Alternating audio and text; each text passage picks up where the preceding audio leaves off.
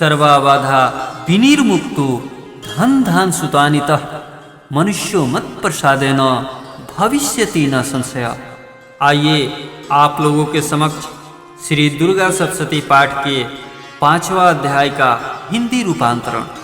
ऋषि बोले, पूर्व समय में शुंभ और निशुंभ नामक महाअसुरों ने अपने बल के मद से इंद्र के तीनों लोकों का राज्य और यज्ञ के भाग छीन लिए। वे दोनों सूर्य, चंद्रमा, कुबेर, धर्मराज और वरुण के अधिकारों को छीनकर स्वयं राज करने लगे। वायु और अग्नि के भी अधिकार छीनकर तथा देवताओं को हटाकर राज्य से अलग कर दिया। इस प्रकार देवतागण महाअसुरों से हारे हुए तथा स्वर्गलोक से पृथक किए हुए अपराजिता देवी का स्मरण करने लगे और विचार किया कि भगवती ने हमें पहले वरदान दिया था कि मैं आपत्ति के समय स्मरण करने पर तुम्हारे संपूर्ण संकटों का नाश कर दूंगी। ऐसा विचार करके समस्त इंद्रादिक देवता हिमालय पर्वत पर जाकर विष्णु माया देवी की स्तुति करने लगे। देवता बोले, देवी, महादेवी, शिवा, प्रकृति, भद्रा के लिए हम सब निरंतर नमस्कार करते हैं। रौद्रा, रुद्र स्वरूपा, नित्या, गौरी, धात्री, ज्योतिषनामयी, चंद्र रूपिणी, सुख स्वरूपा भगवती को हम सब निरंतर नमस्कार करते हैं। कल्याणी, वृद्धि और सिद्धि रूपा देवी को हम सब नमस्कार करते हैं। नैऋता देवी को नमस्कार है। राजगृहों में लक्ष्मी रूपी तथा सर्वाणी देवी के लिए बारंबार नमस्कार है। दुर्गा, पारा, सारा, सर्वकारिणी, ख्याति और धूम्र स्वरूपा को निरंतर नमस्कार है। अत्यंत सौम्य तथा रौद्र रूपा देवी को हम सब नमस्कार करते हैं। जगत प्रशिष्ठा तथा कृति स्वरूपा देवी को बार बार नमस्कार है। समस्त जीव मात्र में विष्णु माया नाम से जो देवी कही जाती है उनको नमस्कार है, उनको नमस्कार है, उनके लिए बार बार नमस्कार है। जो देवी समस्त जीव मात्र में चेतना नाम से कही जाती है उनके लिए नमस्कार है, उनको नमस्कार है, उनको बार बार नमस्कार है।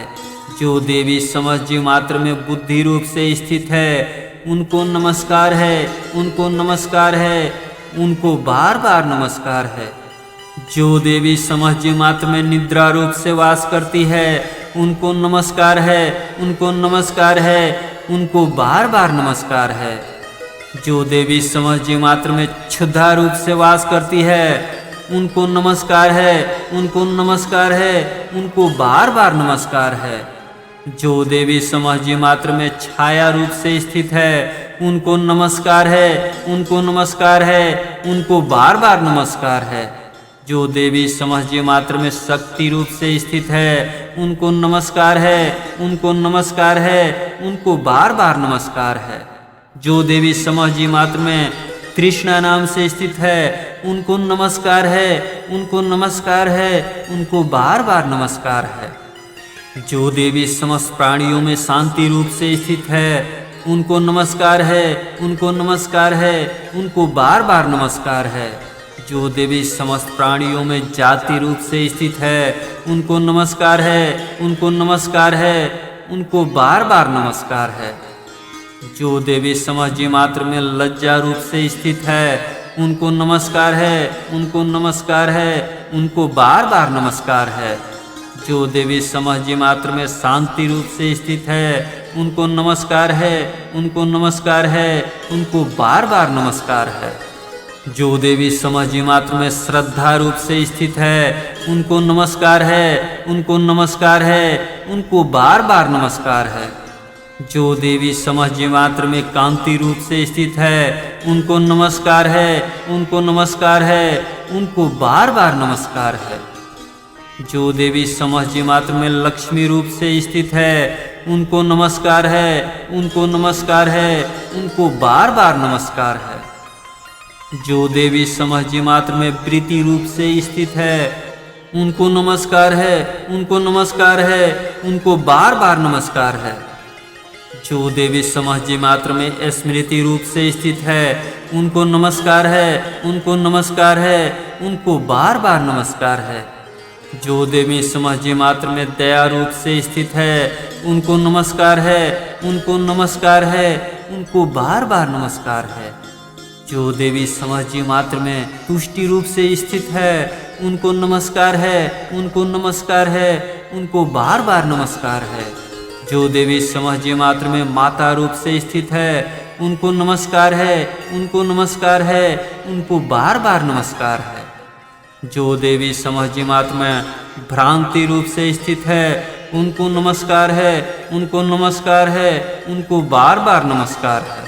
जो देवी समस्त इंद्रियों तथा अखिल जीव मात्र की अधिष्ठात्री है तथा समस्त जीव मात्र में निरंतर व्याप्त रहती है उनको बार बार नमस्कार है। जो देवी इस समस्त संसार में चैतन्य रूप से व्याप्त रहती है उनको नमस्कार है, उनको नमस्कार है, उनको बार बार नमस्कार है।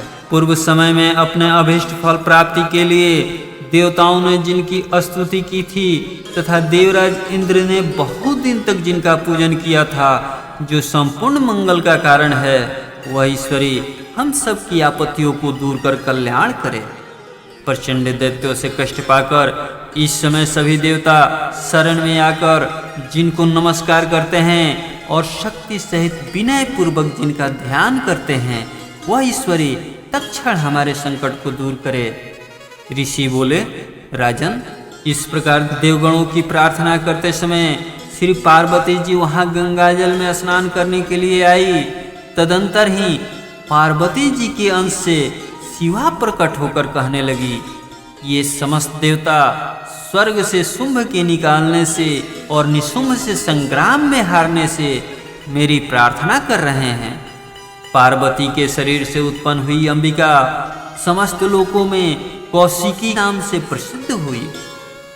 कौशिकी के उत्पन्न होने के पश्चात पार्वती का शरीर श्याम वर्ण का हो गया और तभी से उनका नाम हिमालय पर रहने वाली कालिका हो गया। तदंतर परम मनोहर रूप वाली अंबिका देवी को शुंभ और निशुंभ के दूत चंड और मुंड ने देखा और फिर उन्होंने जाकर शुंभ से कहा, हे महाराज, कोई परम स्वरूपवान स्त्री हिमालय पर्वत को प्रकाशित कर रही है।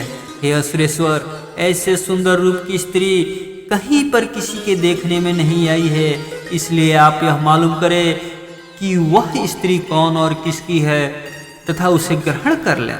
वह रत्न स्वरूपा स्त्री अपनी कांति से संपूर्ण दिशाओं को प्रकाशित कर रही है, उसे आप अवश्य देखें। हे असुरेश्वर, त्रैलोक्य में जितने रत्न, मणि, हाथी, घोड़े आदि हैं, वे समस्त आपके यहाँ सुशोभित है। हाथियों में श्रेष्ठ ऐरावत हाथी, उच्चैश्रवा नामक घोड़ा और पारिजात का वृक्ष, ये समस्त आपने इंद्र से छीन लिया है। हंसयुक्त रत्न जड़ित ब्रह्मा जी का अद्भुत विमान भी आप ही के पास है। यह महापद नामक निधि आप कुबेर से ले आए हो। समुद्र ने आपको किंजलकिनी नाम की माला प्रदान की है और वरुण का कंचन की वर्षा करने वाला छत्र और प्रजापति का उत्तम रत्न भी आपके यहाँ है। हे दैत्यराज, यमराज से आपने उत्क्रांतिता शक्ति छीन ली है और तुम्हारे भाई निशुंभ ने वरुण के पास छीनकर अपने पास रख लिया है। समुद्र से निकले हुए सब प्रकार के रत्न भी निशुंभ ने ले लिया है। अग्निदेव के न भस्म होने वाले ऐसे 2 वस्त्र भी अग्निदेव ने आपको दे दिए हैं। दैत्यराज, आपने इस तरह सभी रत्नों को एकत्रित कर लिया है और फिर आप स्त्रियों में भी रूप कल्याण करने वाली उस स्त्री को क्यों नहीं लाते?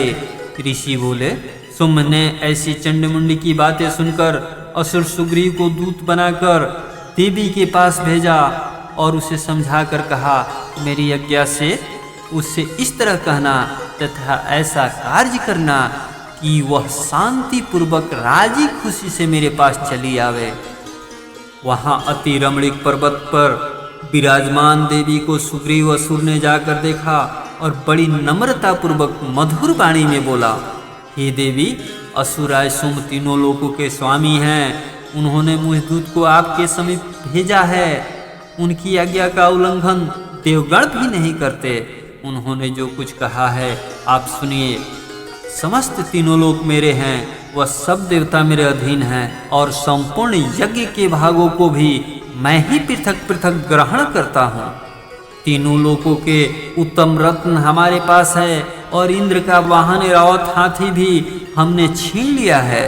समुद्र मंथन से उत्पन्न उच्चैश्रवा नामक घोड़ा भी देवताओं ने विनय पूर्वक मुझे भेंट कर दिया है।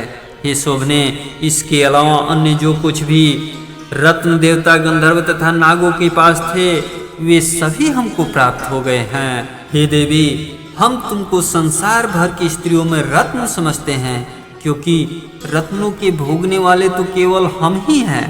हे चंचल नेत्र वाली, तुम मेरे या महापराक्रमी मेरे भाई निशुंभ की सेवा में आ जाओ, क्योंकि तुम रत्न स्वरूपा हो।